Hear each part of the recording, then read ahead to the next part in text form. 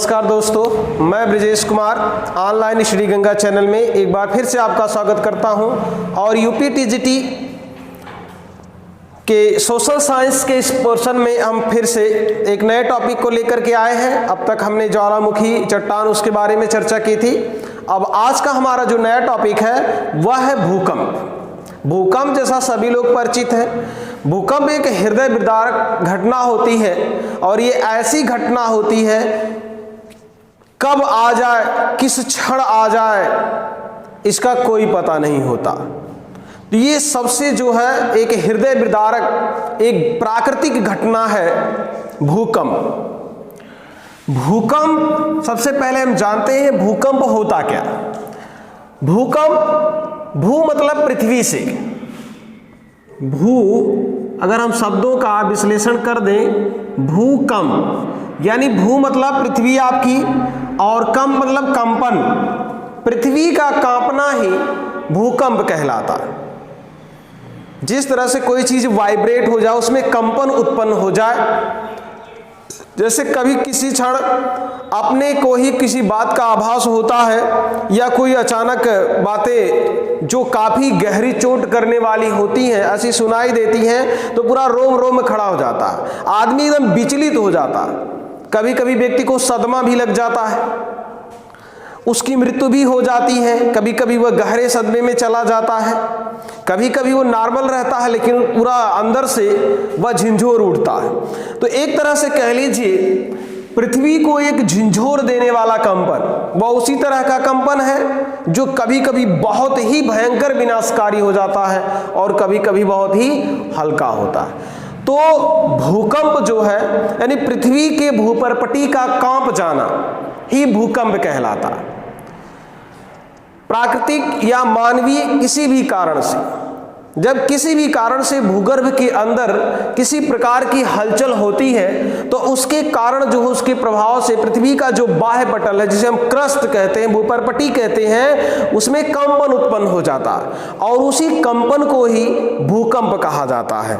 तो भूकंप जो है पृथ्वी का कांपना यानी भूपटल का किसी भी कारण से, किसी भी दैवीय कारण से, प्राकृतिक आपके कारण से, किसी भी बाह्य आंतरिक कारणों से भूपटल का कांपना ही भूकंप कहलाता है। तो भूकंप जो है ये कि हृदय विदारक घटना है जो पल भर में ही बहुत विनाश कर देती है।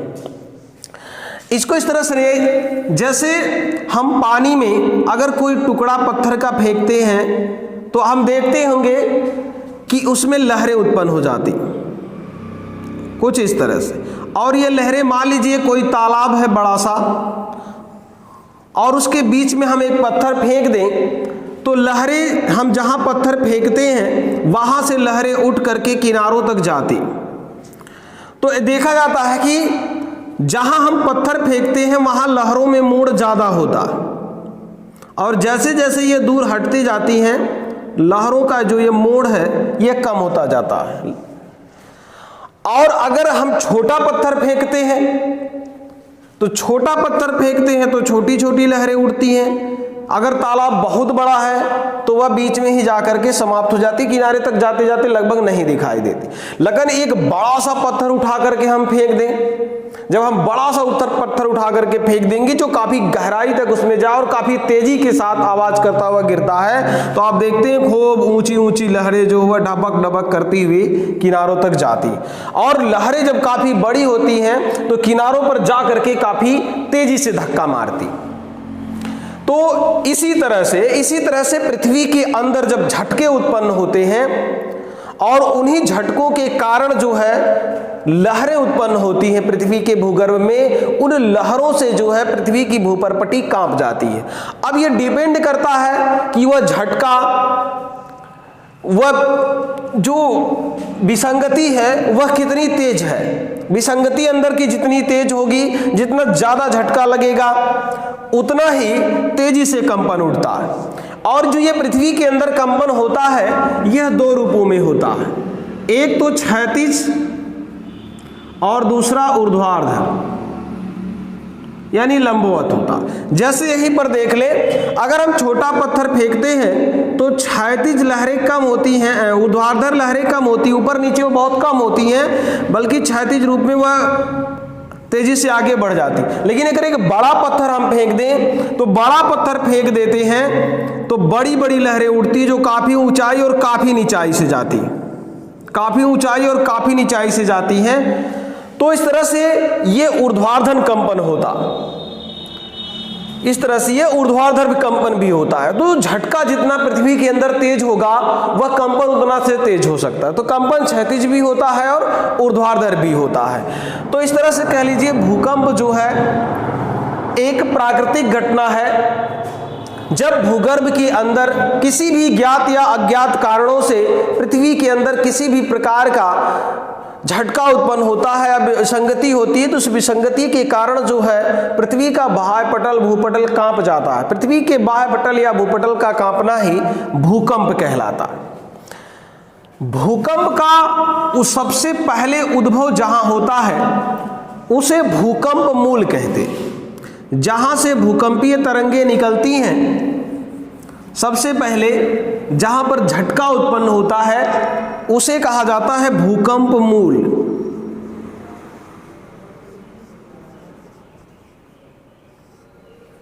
उसे भूकंप मूल कहते। सबसे पहले जहां पर जो है झटका भूकंप, जहां से भूकंप का, जहां पर सबसे पहले भूकंपीय लहरों का अनुभव किया जाता है, जहां पर सबसे पहले भूकंपीय लहरों का अनुभव किया जाता है उसे भूकंप अधिकेंद्र कहते हैं।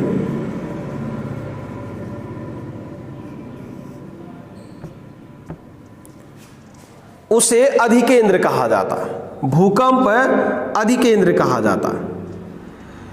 तो यह परीक्षा में भी बहुत बार पूछा गया है और यह बहुत ही इंपॉर्टेंट है। जहां पर सबसे पहले भूकंप का उद्भव होता है उस स्थान को भूकंप मूल कहते हैं, और जहां पर सबसे पहले भूकंपीय लहरों का अनुभव किया जाता है उसे हम भूकंप अधिकेंद्र कहते हैं। ये बहुत ही इंपॉर्टेंट है, ये बहुत ही बार परीक्षाओं में आपसे पूछा जा चुका है, तो इसको याद करना बहुत जरूरी है, भूकंप मूल और भूकंप अधिकेंद्र। तो सबसे पहले जहां पर भूकंप का उद्भव होता है उसे भूकंप मूल कहते हैं, और जहां पर भूकंपीय लहरों का सबसे पहले अनुभव किया जाता है उसे हम भूकंप अधिकेंद्र कहते हैं। तो ये हो गए आपकी भूकंप से सामान्य जानकारी। अब आते हैं भूकंप के कारणों के बारे में। कारण क्या है, भूकंप क्यों आता? तो अगर देखा जाए तो भूकंप ज्यादातर भूपटल के कमजोर क्षेत्रों पर ही आता। भूपटल का जहां भी क्षेत्र कमजोर है, जहां पर भूगर्भ की गतियां बराबर होती रहती हैं, खास करके पर्वतीय क्षेत्रों में या सागर या स्थल के मिलन क्षेत्रों में, प्लेटों के मिलन क्षेत्रों में, या प्लेटें एक दूसरे के पास आ रही हैं या दूर जा रही हैं, या कहीं पर पर्वत निर्माण की क्रिया हो रही है, कहीं पर क्रस्ट का निर्माण हो रहा हो, तो इस तरह से देखा जाए तो पूरे भूपटल पर देखा जाता है तो भूकंप का जो क्षेत्र है, भूकंप जो आने के कारण है वह कई कारणों पर डिपेंड करता है। कमजोर क्षेत्रों में होता है जहां भूगर्भी के अंदर विभिन्न प्रकार की क्रियाएं होती रहती। भूकंप के कारणों के लिए विद्वानों के अलग अलग मत हैं और अलग अलग विचार हैं, और कुल मिलाकर देखा जाए तो कई तरह के विचार और जो चीजें हैं वह सामने आती हैं, जिसमें हम सबसे पहले जानते हैं भूकंप के कारणों में बताया जाता है, सबसे पहला है ज्वालामुखी। तो ज्वालामुखी भी भूकंप के कारणों में से एक है। यानी वर्तमान में अगर आप विश्व पटल पर देख लें तो जो भी मानचित्र में आप देखेंगे या पूरे ग्लोब पर आप देखें, जो ज्वालामुखी के क्षेत्र हैं वही सबसे ज्यादा भूकंप के भी क्षेत्र है। यानी भूपटल पर सबसे ज्यादा जहां पर ज्वालामुखी का उद्भव होता है उन्हीं क्षेत्रों पर सबसे ज्यादा भूकंप का भी उद्भव होता है। तो ज्वालामुखी जो है भूकंप के उद्गार का एक मुख्य कारणों में से एक है, क्योंकि ज्वालामुखी का उद्गार खास करके भूपटल के कमजोर क्षेत्रों में ही होता है। और जब ज्वालामुखी का उद्गार होता है खास करके केंद्रीय उद्गार, और केंद्रीय उद्गार में ज्वालामुखी धरातल को तोड़ करके विस्फोट के साथ ऊपर आता है, और जब धरातल को यह तोड़ता है और यह जितनी तीव्रता से तोड़ता है उतनी तीव्रता से आसपास के क्षेत्रों में कंपन पैदा होता है। इसका सबसे अच्छा आप उदाहरण ले लीजिए क्राकाटाओ। क्राकाटाओ ये सुंडा जलडमरू मध्य पर 1883 में ये ज्वालामुखी का उद्गार, ये एक सुषुप्त ज्वालामुखी है, और क्राकाटाओ पर जब इसका उद्गार हुआ था तो उस समय इसका अनुभव आपके दक्षिणी अमेरिका के हॉर्न अंतरीप तक देखा गया था, अनुभव किया गया था, और जिसकी दूरी जो है लगभग 12,800 किलोमीटर तक। यानी इस ज्वालामुखी के उद्गार से धरातल पर इतना भयंकर विस्फोट हुआ कि लगभग 12,800 किलोमीटर की दूरी तक इसका जो है लहरों का, कंपन का अनुभव किया गया था, और दक्षिणी अमेरिका के हॉर्न अंतरीप तक। तो क्राकाटाओ जो है ये काफी भयंकर रहा। इसी तरह से एटना का जब उद्गार हुआ था तो सिसिली आपके भूमध्य सागर में जो है सिसिली द्वीप पर भूकंप आ गया था। ऐसे ही जो भी विस्फोटक उद्गार वाले ज्वालामुखी हैं, जैसे पीली काफी विस्फोटक उद्गार वाला है, विसुवियस काफी विस्फोटक उद्गार वाला है, क्राकाटाओ काफी विस्फोटक उद्गार वाला है। इस तरह से जो विस्फोटक उद्गार वाले ज्वालामुखी हैं, जो जितना तेजी से धरातल को तोड़ करके बाहर आते हैं, उन क्षेत्रों में उतना ज्यादा ही भूकंप के झटके अनुभव किए जाते हैं। तो इस तरह से ज्वालामुखी जो है ये भूकंप के उद्भव के कारणों में से सबसे प्रमुख है कि जिन क्षेत्रों में ज्वालामुखी उद्गार की क्रियाएं ज्यादा होती हैं उन क्षेत्रों में भूकंप से संबंधित क्रियाएं भी ज्यादातर देखने को मिलती हैं। दूसरा कारण है भूपटल में भ्रंश। भूपटल भ्रंश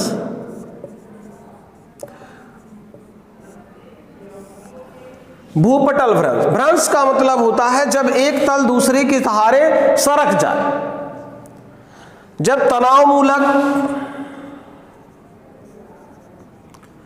या दबाव या खिंचाव की क्रिया होती है। हमारे पृथ्वी के अंदर विभिन्न प्रकार की शक्तियां कार्य करती हैं। कुछ ऐसी शक्तियां होती हैं जिनका प्रभाव तुरंत दिखाई देता है, आकस्मिक होती हैं, कुछ दीर्घकालिक होती हैं। जैसे ज्वालामुखी और भूकंप यह आपकी आकस्मिक क्रियाएं, यह इनका प्रभाव तुरंत होता है, जबकि कुछ दीर्घकालिक होती हैं, दीर्घकाल तक बल कार्य करते हैं, जिसमें खास करके तनाव मूलक, दबाव मूलक आते हैं, जिनका प्रभाव लंबे समय तक होता है। जब ये तनाव मूलक शक्तियां कार्य करती, तनाव मूल में जो है शक्तियां यानी दो विपरीत दिशाओं में कार्य किया जाता है।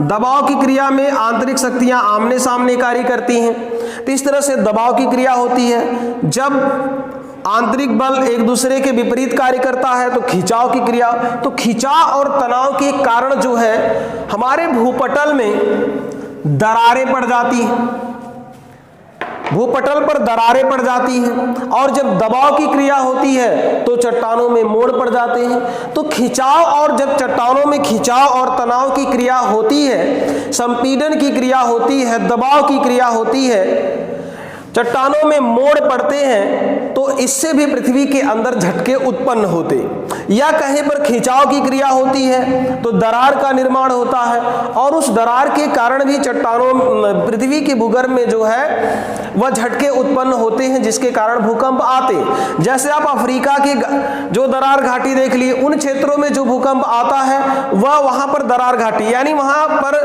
चट्टानों की खिंचाव के कारण आता, यानी वहां पर तनाव मूलक शक्तियां विपरीत दिशाओं में कार्य करती, जिससे चट्टानों में दरार पड़ जा रहा है, तो वहां पर जो है वह दरार के कारण भूकंप आते हैं।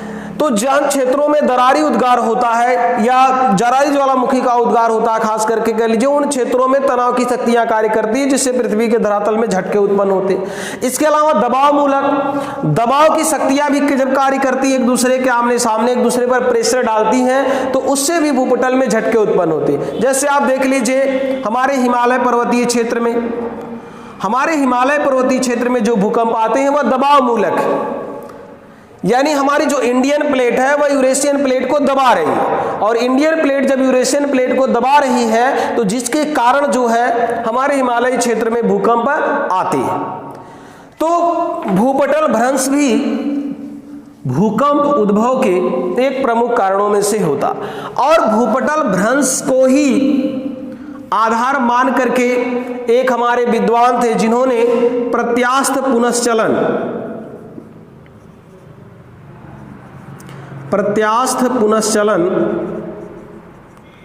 सिद्धांत दिया था। वैज्ञानिक थे हमारे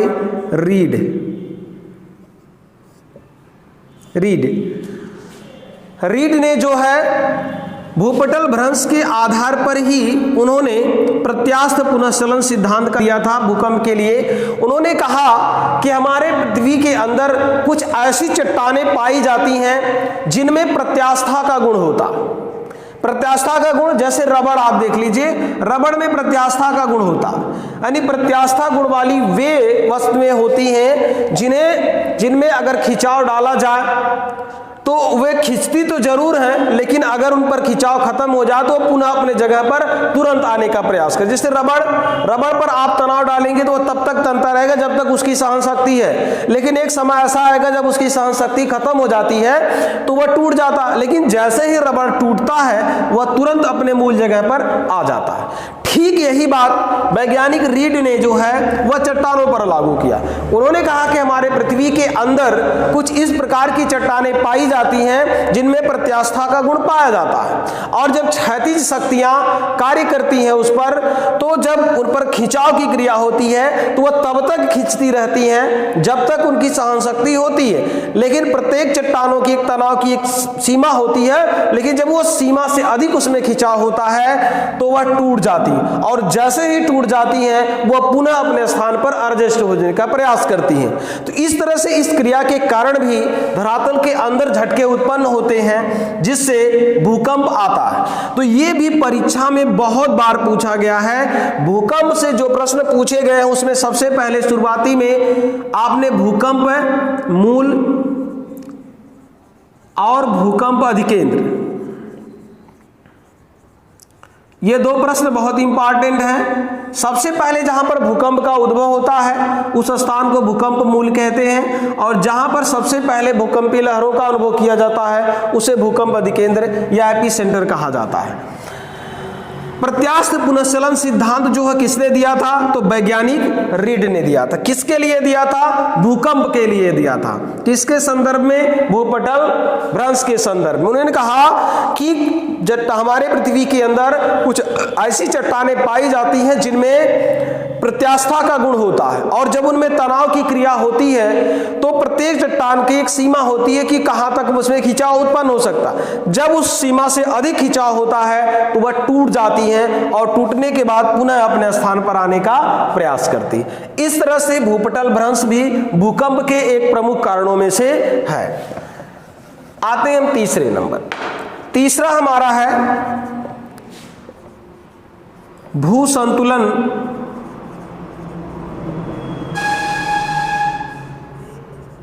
में अव्यवस्था।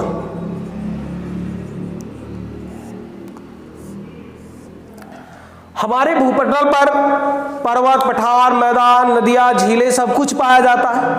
इतने ऊंचे ऊंचे पर्वत, इतनी गहरी गहरी खाइयां, मैदान, सब कुछ एक नियम के तहत संतुलित होता। सब कुछ पृथ्वी पर एक नियम के तहत जो है वह संतुलित होता। और जब कभी भी इनके संतुलन में अव्यवस्था उत्पन्न होती है तो उसके कारण जो है उस धरातल पर भूकंप आ जाते।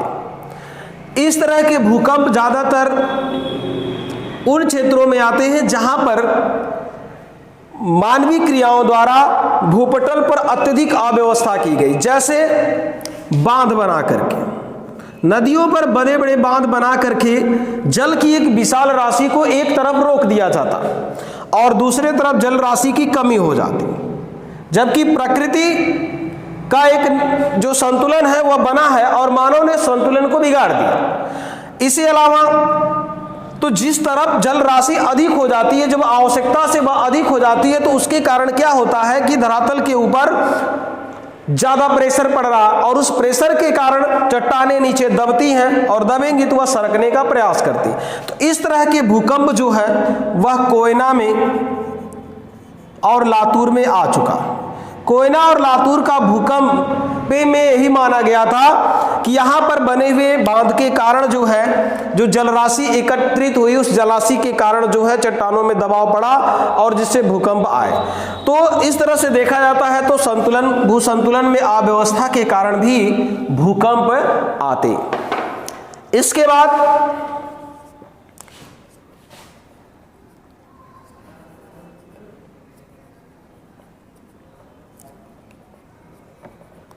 हमारा आता है प्लेट टेक्टोनिक। प्लेट टेक्टोनिक, इसे प्लेट विवर्तन की भी कहा जाता। हमने भी बताया था आपको, भूपटल का, भूपरपट्टी का दृढ़ भाग जो है वह प्लेट कहा जाता है।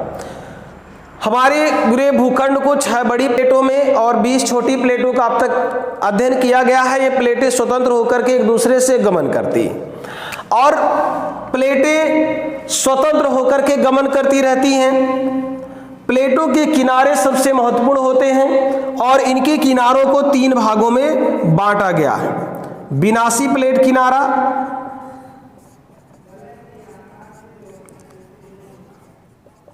रचनात्मक प्लेट किनारा,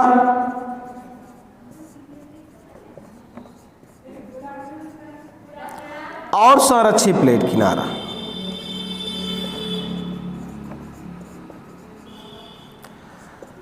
तो प्लेटों के सरकने के कारण भी भूकंप आते। जब 2 प्लेटें एक दूसरे के आमने सामने आती हैं, जब 2 प्लेटें एक दूसरे के आमने सामने आती हैं, तो एक प्लेट दूसरे प्लेट को दबा देती, यानी जो भारी प्लेट होती वह हल्की प्लेट के नीचे चली जाती। तो एक प्लेट द्वारा दूसरे प्लेट पर दबाव डाला जाता, और दबाव डालने के दौरान भारी प्लेट जो हल्की प्लेट के नीचे चली जाती। तो इस दबाव के कारण भी भूपटल में अव्यवस्था उत्पन्न होती है, जिसके कारण भूकंप आते। जैसे हमारे भूकंप की मध्यवर्ती पेटी है, भूमध्य सागरीय पेटी हिमालय से होकर के जो गुजरती है, तो हमारे हिमालय के क्षेत्रों में ज्यादातर जो भूकंप आते हैं वह दबाव मूलक शक्तियों के कारण ही आते। इसके अलावा रचनात्मक प्लेट किनारों में जब 2 प्लेटें एक दूसरे से दूर हटती हैं, तो इनके मध्य क्रस्ट का निर्माण होता है। इनके नीचे जो है वह क्रस्ट का निर्माण, नीचे से मैग्मा आकर के इनके तली पर जमा हो जाता है, जिससे एक नवीन क्रस्ट का निर्माण होता है। इसीलिए इसे रचनात्मक प्लेट किनारा कहा जाता। और इस तरह से तनाव की क्रिया होने पर चट्टानों में दरारें पड़ती हैं, और उस दरारों के कारण भी चट्टानों पर झटके उत्पन्न होते हैं, जिसके कारण भूकंप का अनुभव किया जाता है। तो इस तरह से प्लेट टेक्टोनिक भी जो है वह भूकंप कारणों में से एक है। संरक्षित प्लेट किनारा, तो संरक्षित प्लेट किनारे में 2 प्लेटें एक दूसरे के अगल बगल से सरक जाती, इसमें किसी भी का नुकसान नहीं होता, इसीलिए इसे संरक्षित प्लेट किनारा कहा जाता। तो इस तरह के भूकंप बहुत कम आते हैं, लेकिन भूकंप के लिए 2 प्लेटें सबसे ज्यादा जिम्मेदार होती हैं, विनाशी प्लेट किनारा और रचनात्मक प्लेट किनारा। तो इस तरह से देखा जाए तो ज्वालामुखी, भूपटल भ्रंश, भूसंतुलन में अव्यवस्था और प्लेट टेक्टोनिक भूकंप के एक और कारणों में जोड़ा जाता है गैसों का फैलाव।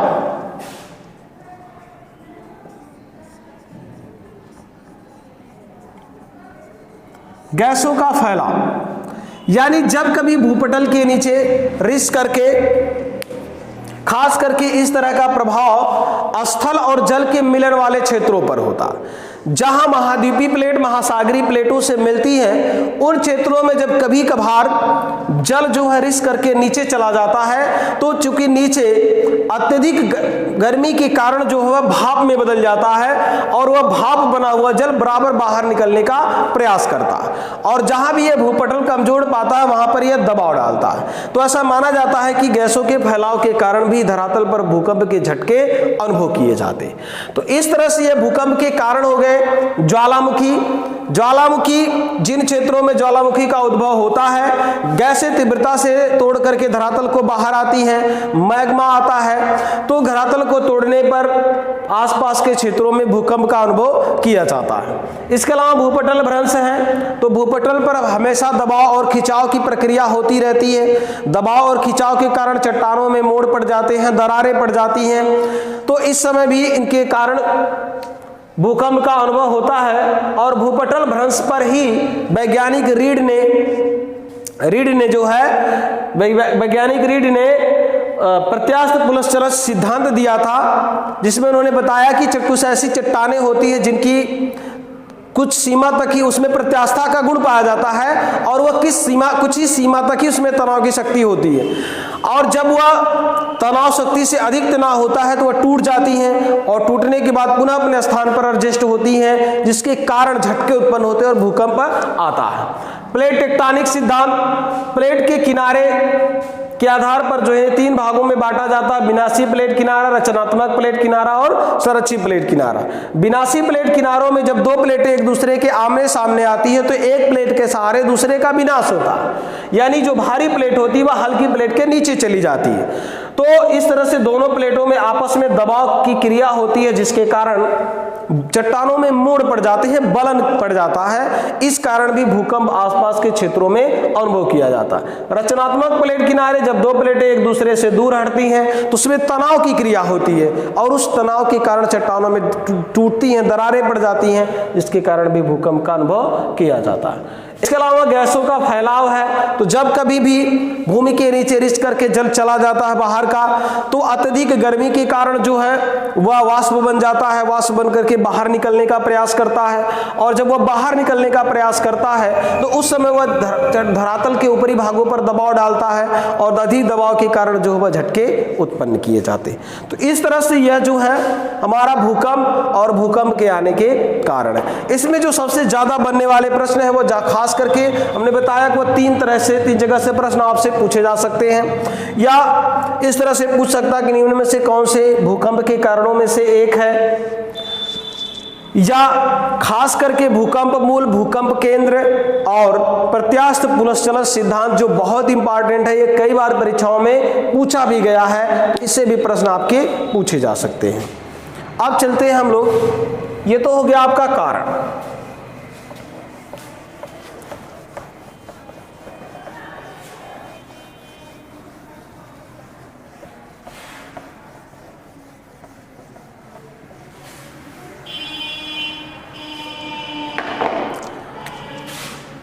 भूकंप का वर्गीकरण,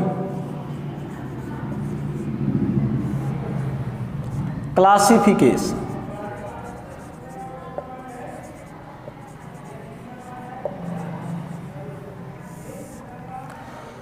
भूकंप का वर्गीकरण कई आधारों पर करते हैं। तो पहला इसका आधार है भूकंप की उत्पत्ति के आधार पर।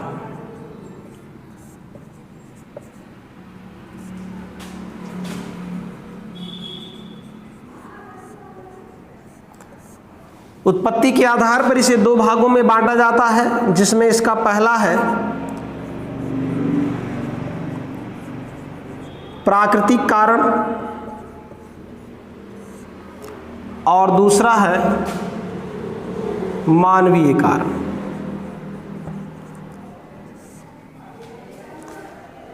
प्राकृतिक कारण, जब भूपटल पर भूकंप का अनुभव प्राकृतिक कारणों से होता है, यानी जब भूकंप का स्रोत प्राकृतिक कारण होता है, भूकंप प्राकृतिक कारणों से होता है, तो उसे हम प्राकृतिक भूकंप कहते हैं।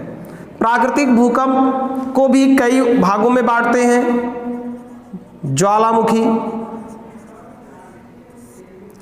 ज्वालामुखी भूकंप,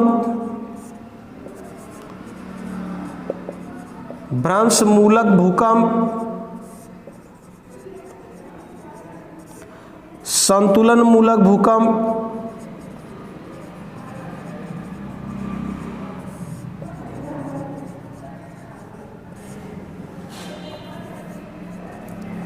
प्लूटोनिक भूकंप,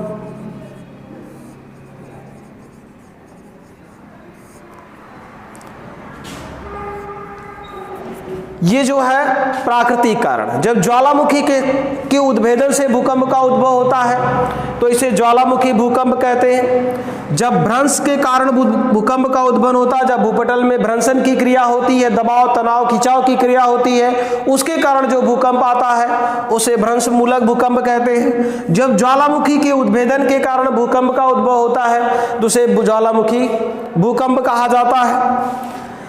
जब भूपटल में असंतुलन के कारण, अव्यवस्था के कारण भूकंप आता है तब उसे संतुलन मूलक भूकंप कहा जाता है।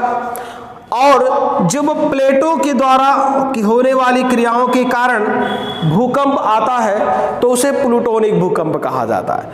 तो ये प्राकृतिक कारण है। भूकंप की उत्पत्ति के आधार पर इसे जो है दो भागों में बांटा जाता है, एक है प्राकृतिक कारण और दूसरा है मानवीय कारण। जब मानवीय कारणों से, मानव की क्रियाकलापों से भूकंप का उद्भव होता है तो उसे मानवीय कारण कहा। जैसे मानव द्वारा खनन का कार्य करना, बमबारी करना, बमों का परीक्षण, जब परमाणु बमों का परीक्षण किया जाता है, बड़े बड़े हथियारों का परीक्षण किया जाता है, खनन का कार्य किया जाता है, पहाड़ों को तोड़ने के लिए बम लगाए जाते हैं, तो इससे आसपास के क्षेत्रों में काफ़ी झटके उत्पन्न होते हैं और भूकंप आ जाता है। इसके अलावा नदियों पर बांध बना देने से जल की विशाल राशि एक तरफ रोक दी जाती है, जिसके कारण जो है धरातल पर काफ़ी असामान्य दबाव पड़ता है। उस दबाव के कारण चट्टानें आसपास सरकने लगती हैं, इस कारण भी भूकंप आते हैं। तो ये मानवीय कारणों में शामिल किया जाता है। जब मानव के कारणों से भूकंप आते हैं, पूछता है कभी कभी परीक्षा में निम्न से कौन सा कारण मानवीय कारण है भूकंप का या कौन सा प्राकृतिक कारण है। तो ज्वालामुखी यह प्राकृतिक कारण है। भ्रंश, दबाव या तनाव के कारण भूकंप आता है तो यह भी प्राकृतिक कारण है। अगर भूपटल में अव्यवस्था उत्पन्न होती है, असंतुलन उत्पन्न होता है, उसके कारण भूकंप आता है तो यह संतुलन मूलक भूकंप हो गया। और जब प्लेट टेक्टोनिक के कारण भूकंप आता है तो उसे प्लूटोनिक भूकंप कहते हैं। तो यह उत्पत्ति की आधार पर जो है इसे दो भागों में बांटा जाता है। अगला है, दूसरा आधार इसका है स्थिति के अनुसार। स्थिति के अनुसार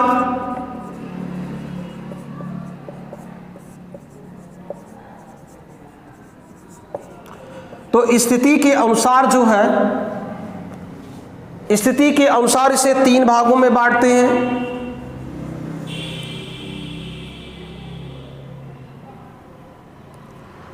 सामान्य भूकंप, दूसरा मध्यवर्ती भूकंप और तीसरा पातालीय भूकंप।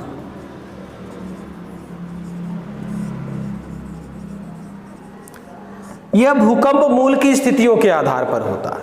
तो भूकंप मूल की स्थिति यानी जब भूकंप मूल की स्थिति 0 से 50 किलोमीटर तक होती है तब इसे सामान्य भूकंप कहा जाता है। जब भूकंप मूल की स्थिति 0 से 50 किलोमीटर तक होती है तो इसे सामान्य भूकंप कहा जाता है। और जब यह 50 से 250 किलोमीटर तक यानी 250 किलोमीटर तक होती है तो इसे मध्यवर्ती भूकंप कहा जाता है। और जब भूकंप मूल की स्थिति 250 से 700 किलोमीटर तक होती है तो इसे जो है वह पाताली भूकंप कहा जाता है। तो इस तरह से भूकंप की स्थिति के आधार पर, भूकंप मूल की स्थिति के आधार पर इसे तीन भागों में बांटते हैं: सामान्य भूकंप, मध्यवर्ती भूकंप और पाताली भूकंप। जो सामान्य भूकंप है उसकी भूकंप मूल की स्थिति 0 से 50 यानी भूकंप मूल 0 से भी पर हो सकता है और 50 किलोमीटर की गहराई पर भी हो सकता है। और जब मध्यवर्ती भूकंप यानी जब भूकंप मूल 50 से अधिक हो और 250 तक हो तब इसे हम कहते हैं मध्यवर्ती भूकंप। और जब भूकंप मूल की स्थिति 250 से अधिक यानी 700 किलोमीटर तक होती है, तब इसे जो है हम पातालीय भूकंप कहते हैं। तो एक हो गया उत्पत्ति के आधार पर या उत्पत्ति में भाग लेने वाले कारकों के आधार पर, जिसमें ज्वालामुखी भाग लेता है, तनाव मूलक शक्तियां भाग लेती हैं, संतुलन मूलक हो गया, प्लूटोनिक हो गया, ये प्राकृतिक कारणों से होता, तो इसके उसे होता है।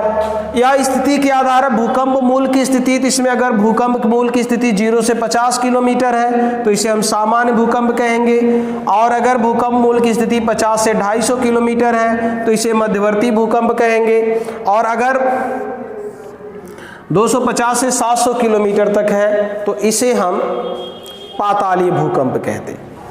तो यह भूकंप मूल की स्थिति के अनुसार भूकंपों का वर्गीकरण किया जाता है।